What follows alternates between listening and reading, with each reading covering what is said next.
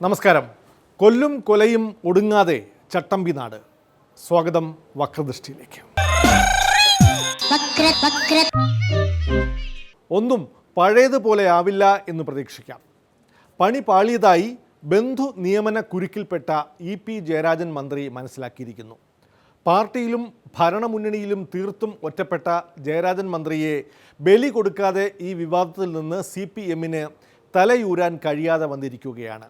തിരുത്തൽ പ്രക്രിയ തുടങ്ങിയതായി യെച്ചൂരി സഖാവ് തന്നെ പറഞ്ഞു കഴിഞ്ഞു. അടുത്ത മിത്രമായ മുഖ്യമന്ത്രി പിണറായി ആദ്യം തന്നെ കൈവിട്ടതോടെ ജയരാജനെതിരെ നടപടിയെടുക്കാതെ സർക്കാരിനും പാർട്ടിക്കും മുന്നോട്ട് പോകാനാവില്ല. എൻ്റെ ബന്ധുക്കൾ പല സ്ഥലത്തും ഉണ്ടാകും. അന്നിപ്പോൾ എൻ്റെ മുമ്പിൽ ഇതുവരെ അങ്ങനെ ഒരു പരാതി വന്നിട്ടില്ല. വന്നാൽ പറയാം. സാധാരണ നിലക്ക് നേരത്തെയുള്ള പരിചയവും കൂടി അടിസ്ഥാനപ്പെടുത്തി മാത്രമേ ആളുകളെ നിയമിക്കാറുള്ളൂ. ഈ പറയുന്ന പ്രത്യേക പ്രശ്നം എന്താണെന്നുള്ളത് പരിശോധിക്കാം. പ്രഭാകരാ, പതുക്കെ എന്നെ ആപ്പിലാക്കാതെ അനന്തൻ എത്രയും പെട്ടെന്ന് ഒന്ന് സ്ഥലം വിടണം. ആ പഴയ പ്രഭാകരൻ തന്നെയാണോ ഈ സംസാരിക്കുന്നത്?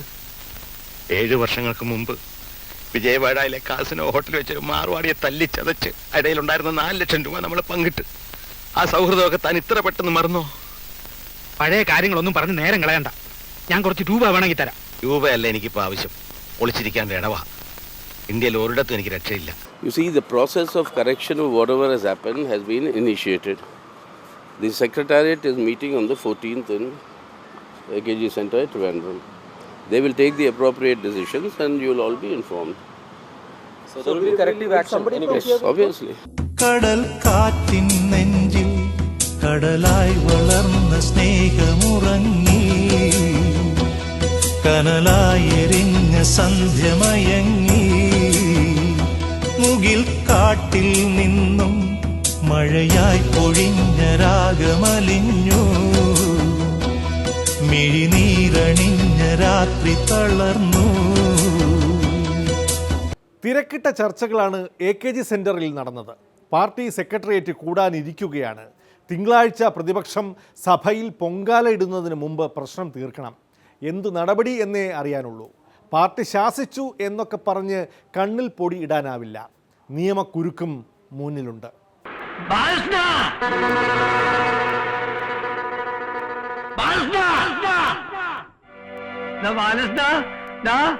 എന്നെ സംശയിക്കരുത്. ഈ മീശി വെച്ച് ഇനി കരയിലട കഴുതേ. വെള്ളം വീണ് വീണ് ഇനി അത് വളരും.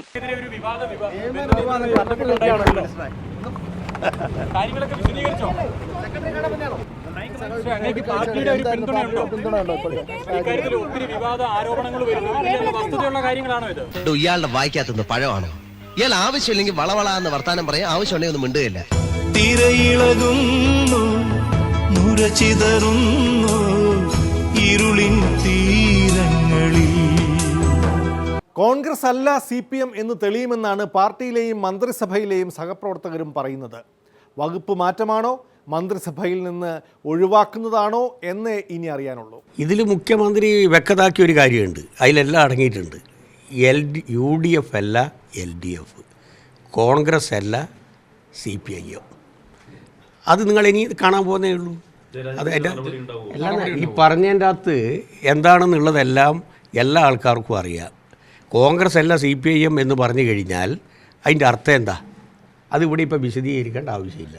പരിഭവചന്ദ്രൻ പാതിമറഞ്ഞു, പാടാൻ മറന്നു കുയിലിണകൾ, താരുകൾ വാടി തളിരുകളിടറി രജനീഗന്ധികൾ വിടരാതായി. CPIക്ക് പിന്നാലെ മുന്നണിയിലെ മറ്റൊരു ഘടകകക്ഷിയും നിലപാട് കടുപ്പിച്ച് മന്ത്രിയെ കൈവിട്ടു. മുഖ്യമന്ത്രിയുടെ നിലപാടാണ് അവരുടെ പിടിവള്ളി. ബന്ധുത്വം ഒരു അയോഗ്യതയല്ല, എന്നാൽ ബന്ധുത്വം മാത്രം ഒരു യോഗ്യതയല്ല എന്ന് പറഞ്ഞു. അങ്ങനെയൊക്കെ പറയാൻ പറ്റുമോ? സ്വജനപക്ഷപാതം കാണിച്ച ആൾക്ക് മന്ത്രിസ്ഥാനത്ത് തുടരാൻ പാടുണ്ടോ ഇല്ലയോ എന്നത് ചർച്ച ചെയ്ത് തീരുമാനിക്കേണ്ട ഒരു കാര്യമാണ്. അതെ, ആ നിയമനം തിരുത്തപ്പെടേണ്ടതാണ് എന്ന നിലപാട് സ്വീകരിച്ചു, തിരുത്തിയല്ലോ. അപ്പോൾ മുഖ്യമന്ത്രി ഒരു ശരിയായ നിലപാട് സ്വീകരിച്ചിരിക്കുകയാണ്. മുഖ്യമന്ത്രിയുടെ ആ ശരിയായ നിലപാടിനോടൊപ്പമാണ് LDF. അതിൽ പാർട്ടി തലത്തിൽ അക്കാര്യത്തെ സംബന്ധിച്ച് ഗൗരവമായി പരിശോധിക്കുമെന്നും മുഖ്യമന്ത്രിയും പറഞ്ഞിട്ടുണ്ട്. ഇന്ന് സീതാറാം യെച്ചൂരിയും പറഞ്ഞിട്ടുണ്ടല്ലോ. നമ്മൾ നാളെയും കാണണ്ടേ, ഇങ്ങനെയൊന്നും പറയരുത്. LDF വിഷയം ചർച്ച ചെയ്യുന്നത് ഇപ്പം ഇനിയുള്ള ദിവസങ്ങളിൽ ഇപ്പോൾ ഞങ്ങൾ കണ്ടിട്ടുള്ളത് ശരിയായ ദിശയിലൂടെയാണ് മുഖ്യമന്ത്രി നീങ്ങുന്നത്. തനിക്ക് വേണ്ടി എന്തെങ്കിലും ചീഞ്ഞ പണിക്ക് എങ്ങനെയാ തനിക്ക് അറിയാല. ഇപ്പൊ ഞാൻ വിളിക്കുമ്പോ അവന് ഫോൺ എടുക്കാൻ പറ്റില്ല. എടുക്കണ്ടോ? താനൊന്നും എടുക്കണ്ട. തിരഞ്ഞെടുപ്പിൽ തോറ്റ് തുന്നം പാടിയ UDFന് എങ്ങനെയോ നല്ല കാലം വന്നിരിക്കുന്നു.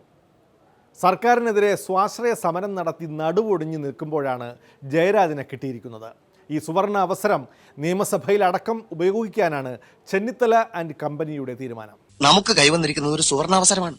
അത് പരമാവധി നമ്മൾ മുതലെടുക്കണം. തെരഞ്ഞെടുപ്പിൽ തോറ്റതിന്റെ ക്ഷീണം ഈ ഒരൊറ്റ രക്തസാക്ഷിയെ കിട്ടുന്നതോടുകൂടി തീരും. INSPക്കാരെ നാട്ടുകാർ വേട്ടയാടും.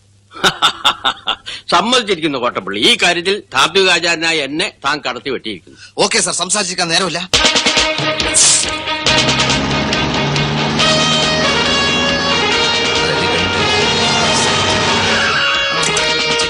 എന്റെ ഒരു ചോദ്യം അത്ഭുതപ്പെടുന്നത് ഈ 4 മാസത്തിനകം ഇത്ര ആർത്തി പിടിച്ചു.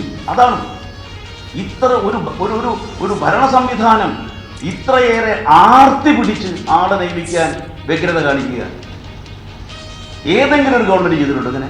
കോൺഗ്രസ് അല്ല CPIM എന്ന് പറഞ്ഞു കഴിഞ്ഞാൽ അതിൻ്റെ അർത്ഥം എന്താ? ഗംഗേടാ ഒന്നുമില്ല, വെറുതെ ഒരു പണിവാളിയെ പോലെ തോന്നണ്ട. ഒരു പിടുത്തൂല ആരെയാന്ന്. പിന്നെ വേറെന്തുണ്ടാ? ഒന്നുമില്ല, ചുമ്മാ വിളിച്ചാണ്. അതിനാ വിളിക്കണം തോന്നുന്നു, വിളിച്ചതാണ്. പണിപ്പാളിയ ലക്ഷണം തന്നെയാണ് കാണുന്നത്. പക്ഷേ ജയരാജനെ കൈവിടാൻ പിണറായിക്ക് കഴിയുമോ എന്നാണ് പലരുടെയും സംശയം. കൈവിട്ടില്ലെങ്കിൽ പിണറായി തന്നെ നാറിപ്പോകും എന്ന് വന്നാൽ പിന്നെ കൈവിടാതെ എന്തു ചെയ്യും? ഉത്തർപ്രദേശ് നിയമസഭാ തെരഞ്ഞെടുപ്പ് മുന്നിൽ കണ്ട് വിജയദശമി ദിനത്തിൽ ലക്നൌവിൽ പ്രധാനമന്ത്രി മോദി ആൻഡ് ടീമിൻ്റെ രാഷ്ട്രീയ രാംലീല ബാലെ. ആദ്യമായാണ് ഡൽഹിക്ക് പുറത്ത് ഒരു പ്രധാനമന്ത്രി രാംലീല ആഘോഷത്തിൽ പങ്കെടുക്കുന്നത്. മുൻ പ്രധാനമന്ത്രി മൻമോഹൻ സിംഗും കോൺഗ്രസ് അധ്യക്ഷ സോണിയാഗാന്ധിയും ഡൽഹിയിലെ രാംലീല മൈതാനത്തിലെ ആഘോഷത്തിൽ പങ്കെടുക്കുകയും ചെയ്തു. ജയ് ശ്രീറാം വിളി, ഗധ, ശംഖ്, ചക്രം തുടങ്ങി പതിവില്ലാത്ത വിധം ഹൈന്ദവ ചിഹ്നങ്ങൾ പുറത്തെടുത്തായിരുന്നു പ്രധാനമന്ത്രിയുടെ ബാലെ അവതരണം. രാവണൻ്റെ കോലം കത്തിച്ചുകൊണ്ട് തിന്മയ്ക്കുമേൽ നന്മ വിജയം നേടുന്ന ദസറാഘോഷത്തിലെ പ്രസംഗത്തിൽ ഭീകരതയെ സഹായിക്കുന്നവരെയും പ്രധാനമന്ത്രി രാവണ കോലത്തിലേക്ക് ആവാഹിച്ചു. പാകിസ്ഥാൻ്റെ പേരെടുത്തു പറയാതെ കടുത്ത ഭാഷയിലായിരുന്നു പ്രധാനമന്ത്രിയുടെ പ്രസംഗം.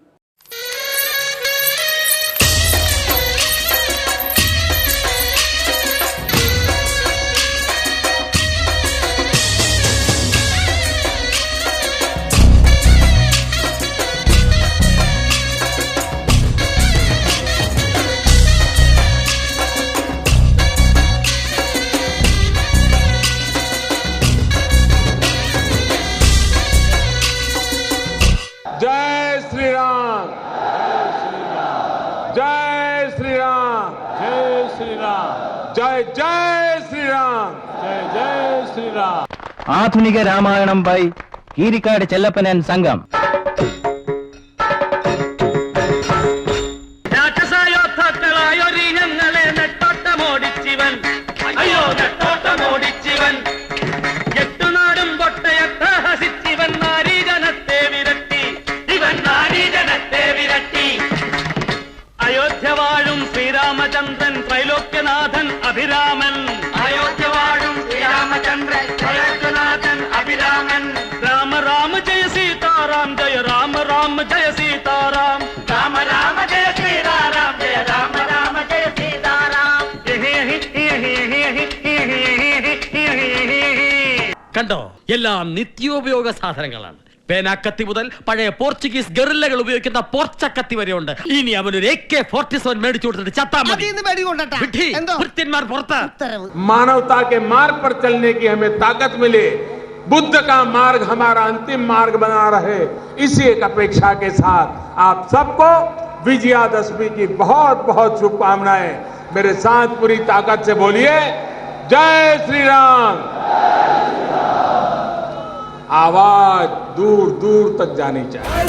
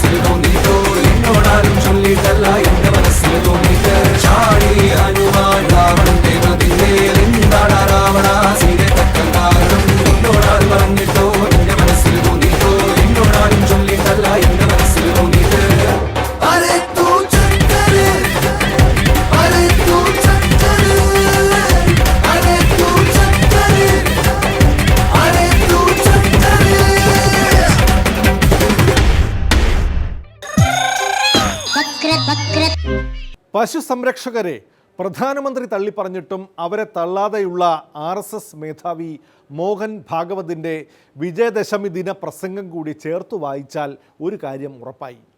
പശു, ഹിന്ദുത്വം, കടുത്ത നിറത്തിലുള്ള തീവ്ര മതദേശീയത എന്നിവ ചേരുംപടി ചേർത്തായിരിക്കും ഉത്തർപ്രദേശ് തെരഞ്ഞെടുപ്പിനുള്ള BJPയുടെ രാഷ്ട്രീയ മിശ്രിതം. വക്രദൃഷ്ടിയിൽ ഇടവേളയാണ്. ചട്ടമ്പി നാട് ഇടവേളയ്ക്ക് ശേഷം. ചെമ്പട്ട് നാട് ചട്ടമ്പി നാടായി മാറിയതിന്റെ പൂർവ്വകഥാംശത്തെപ്പറ്റി റിട്ടയേർഡ് ചട്ടമ്പിയായ ചെങ്കേരി മാധവൻ. ഈ നാടിനെ ഈ അവസ്ഥയിലാക്കിയത് കാട്ടാപ്പള്ളിക്കാരും മല്ലഞ്ചിറക്കാരും കൂടിയാണെന്ന് ഞാൻ പറയും.